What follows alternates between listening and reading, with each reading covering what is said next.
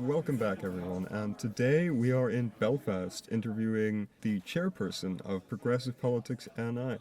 We're here at their charter launch event where they are sort of putting themselves out there into the local area and trying to get more people to sign up.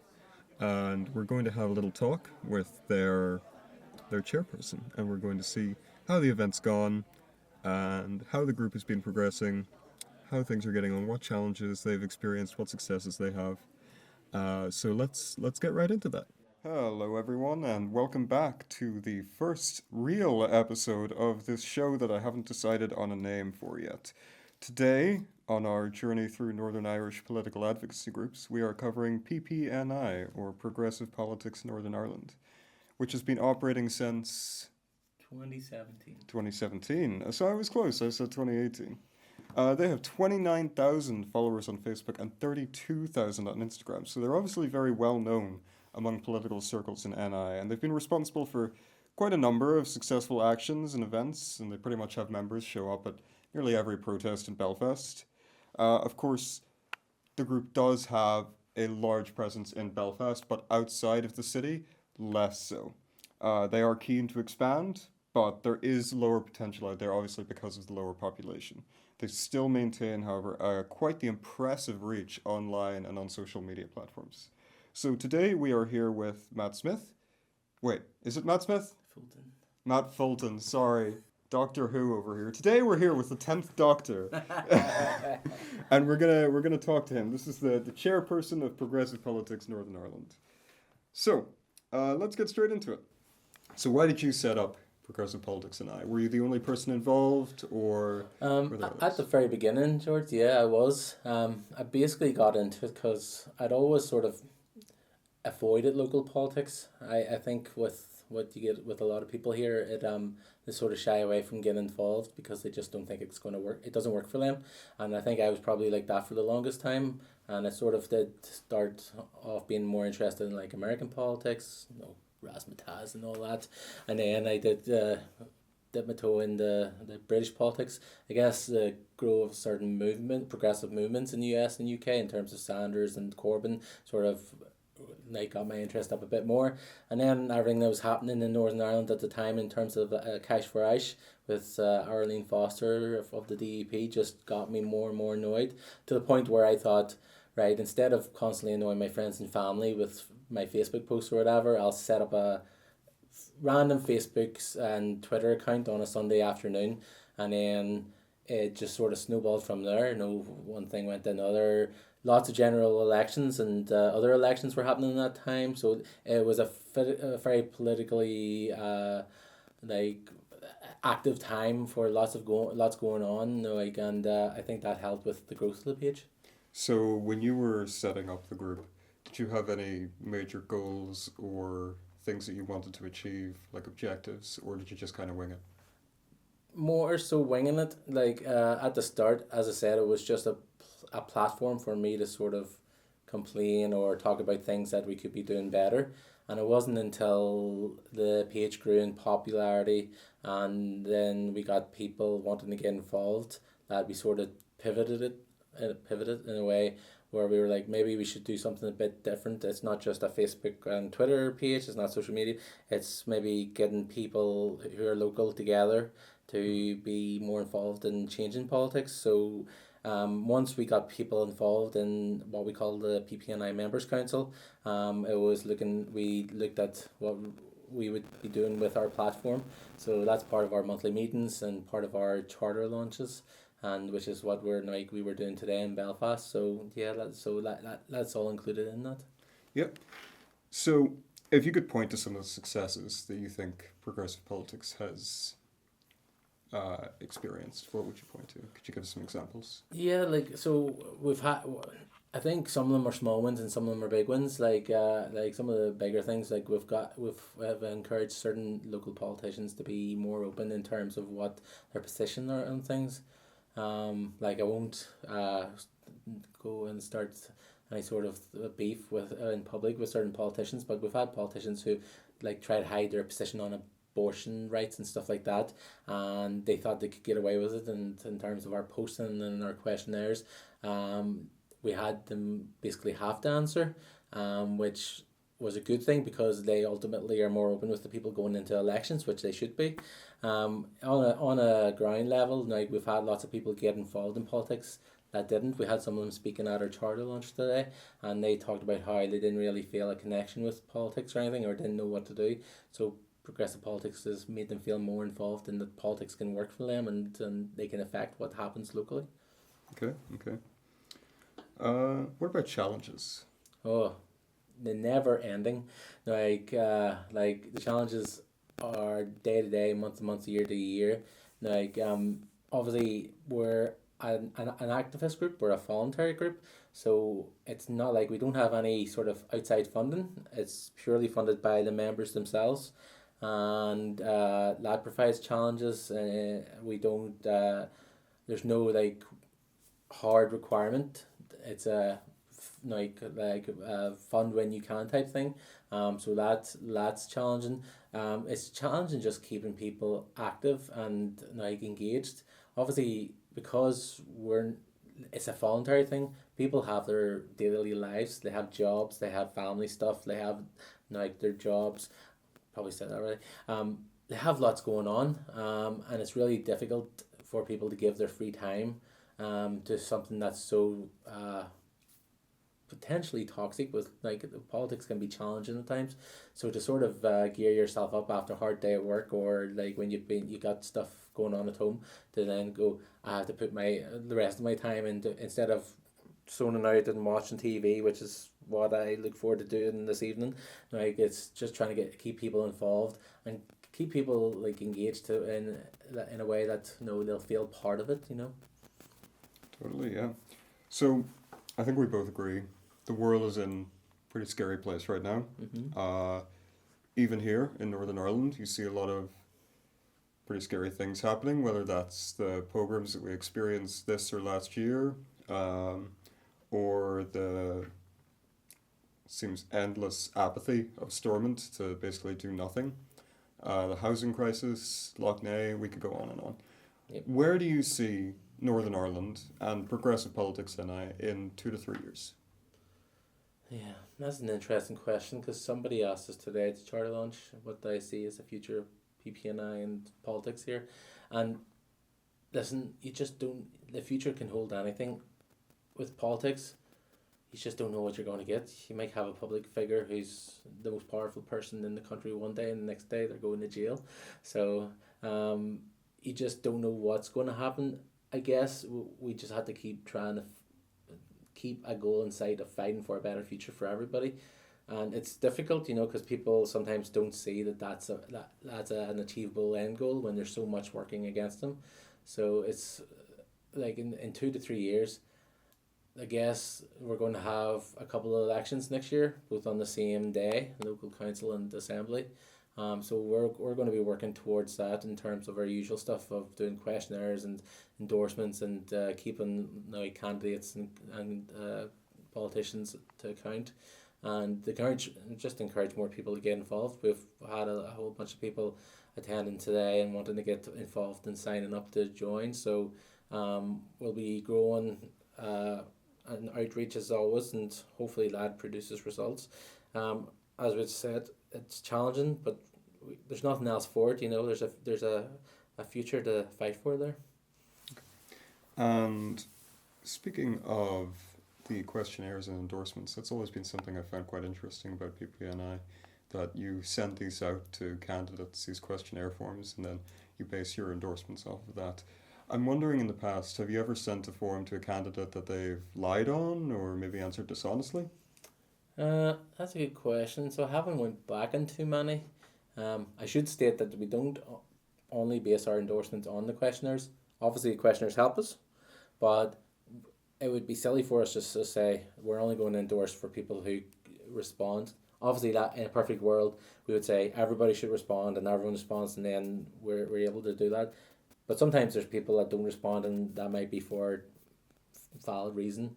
But we know that they're better than who they're facing in their particular constituency. So it'd be stupid not to endorse them probably. So there's a whole bunch of factors that come into the endorsements in terms of like public statements, policies, things they've carried out, what they're doing, who they're representing. So that sort of thing obviously comes into the endorsements. Questionnaires, in terms of lying, sometimes you get people we've seen that have answered questions, especially like of the most one recent one in the general election in 2024. Certain people have been very like vocal and say in support of banning or the reversing the ban on puberty blockers, and then they seem to jump around the question in local media. So it's quite kind of interesting to see they were fine to answer us one way, maybe hoping for an endorsement or some sort of favourable coverage. But when put in front of like say the BBC, where they'll be obviously answering to a different sort of demographic, there may be a slightly different answer, a bit more politically astute, and you just go, you were a bit more forthright when we asked you the question, like on that, but you get that in certain areas. So, but that sort of then goes into our sort of our memory bank, or like everything that we think about. We'll maybe remember that. It's like maybe something just to watch with certain people, you know. Okay. Let's take a break from Northern Irish politics for a second and go back to America. You mentioned earlier that you sort of came up in politics around the sort of time of progressive movements such as like Bernie or Corbyn, but there's been a lot of criticism of Bernie lately in America, especially given his sort of stance on Israel. Sure. Do you still identify with sort of the Bernie-crat movement, I suppose? You know what? It was extremely disappointing to see some of the stuff he originally said. I never thought, like, you get people that you identify and you think hopefully you'll always sort of have a soft spot for them in terms of like Bernie there and Corbyn and stuff. It doesn't mean you always agree with everything, but you sort of have respect for them. And I admit at that point I was very disappointed with Bernie. Now you have to look at it in a certain context. He's obviously a Jewish man of a certain age, and he might come from a different time. I still don't necessarily think that's enough of a reason for him to be how he was originally in terms of when the genocide started. He avoided obviously using the word genocide. It's good that I think his public statements have been a lot better recently in terms he is calling Israel out for genocide and war crimes and lots more. So it has changed, I think, and there's certain political circles that I don't think they're going to get past how he originally responded. And I think that's understandable. People are hurt and they'll maybe not. It's difficult for them to get over. I do think it's better. It was very disappointing at one point, but I think he's got better recently. So, and it's good to see that even at his age, he's still developing in certain ways. It's interesting that we're never done learning. So yeah. Very interesting. What about UK politics? Obviously, the Labour leadership race is pretty much soundly won by Mr. Burnham. What are your thoughts on Andy Burnham? Because there seems to be almost an alignment, more so, between him and sort of social democratic movements, even though I wouldn't consider him a full social democrat. But he more so aligns with him. What do you think of him? He's an interesting one. I know some people had him painted as this great hope. I think some people are starting a wee bit to get a wee bit worried. I think with what Starmer done to win the leadership, burned a lot of people in terms of lying, basically just flat out lying so much to get the leadership. And he was he was basically selling himself as Corbyn, but much more organised and better, and then he pivoted very hard right. So I think there's a lot of people that'll never get over that. That sort of can break people in a way in terms of their trust in politics. And I think Andy Burnham that'll not help him. But neither should it. People should hold politicians to account. He's one. I don't think if I'm honest, don't think he's as bad as Starmer. Nowhere near it. But that's a pretty low bar. So he's not going to be. He's not like, obviously he's not Corbyn or anyone who's that left. I always thought he was sort of somewhere in between what you had with Corbyn and socialist in the party, and then you had also then sort of the right in the Labour Party. So he was never really part of a faction, which I guess that's good that he was sort of trying to work with as many people as possible, but then sometimes you're not in a faction because you like factional politics, and some people do that. But sometimes you're just in a faction because that's where you align, politically and morally. So he could do some okay stuff, but he probably won't be as good as some people are hoping. We'll see. He spoke about Gaza there a couple of days ago. It was better than Starmer and Labour, but once again, very low bar. And he didn't say genocide, and I think if you can't admit it's a genocide, then you're not being honest with people. And you just have to wonder why he's not able to be honest about that one. So I get the impression from this conversation that one of the biggest things that's important to you in politics is sort of honesty and accountability among politicians. Do you think that PPNI kind of serves as a check on politicians that forces them to be more accountable?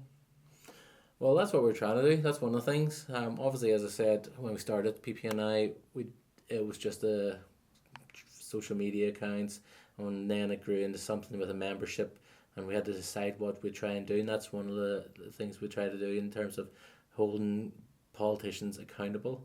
I think that's a massive barrier to get more people engaged in politics. I always say that this place we live, and a lot of places, is actually a lot more forward thinking and progressive than political results show.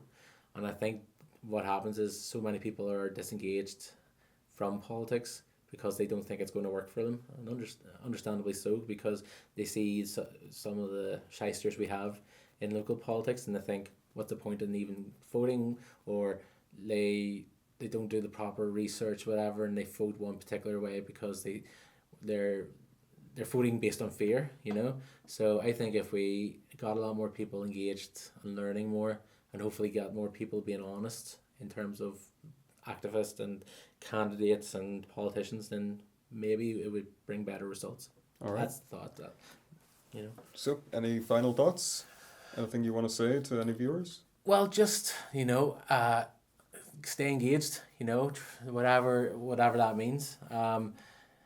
If reach out if you want to get involved in progressive politics. We're an open group that welcomes people who are, whether in a party or not, whether they're in other activists or not. Some people come to us with like 20, 30 years of experience, and some people come with no experience and they're dipping their toes for the first time. So I would just encourage, and even if you don't get involved in PPNI, get involved in something locally, because every community needs it at the moment, and good people doing good things, and instead of letting other people sort of rule the roost. Okay. I know I said final thoughts there, but I have one more question for you. Sorry about Go.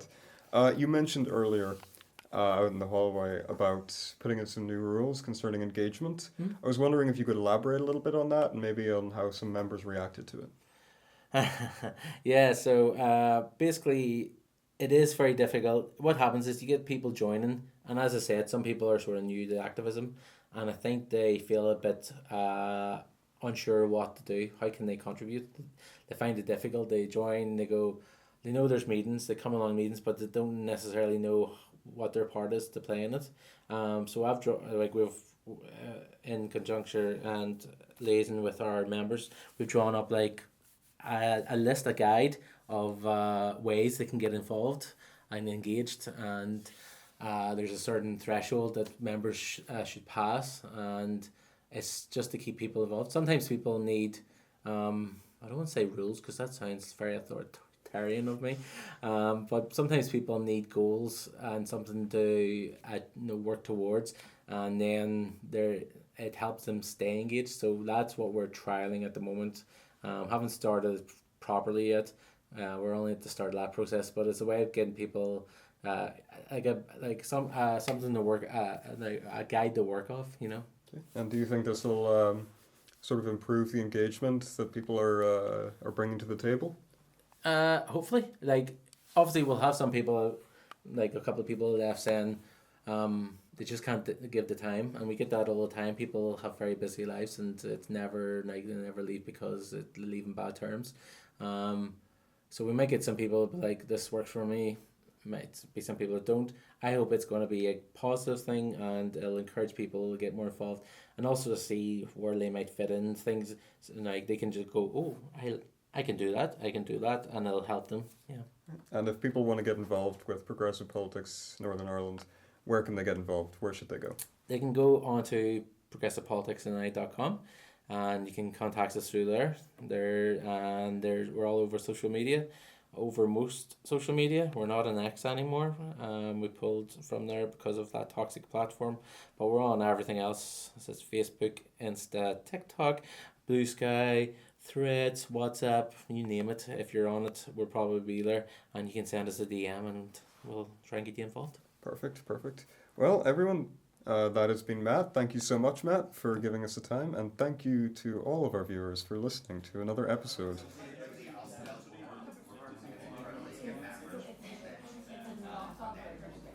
So, that was the interview with Matthew Fulton, also known as Matt Smith, the chairperson of Progressive Politics NI. And no, to my knowledge, he does not have a magic flying blue police box, but who knows, maybe he's holding out on me. Anyway, I hope you've all enjoyed this week's episode. If you have any questions, feel free to get in contact. The email that I'm using for this series is george1262110@gmail.com. I'm pretty sure I got all those numbers right, but if I didn't, you guys can let me know. Oh no, wait, you can't because you don't have the email. Anyway, it's been a great time, and I hope to see you all in the next episode.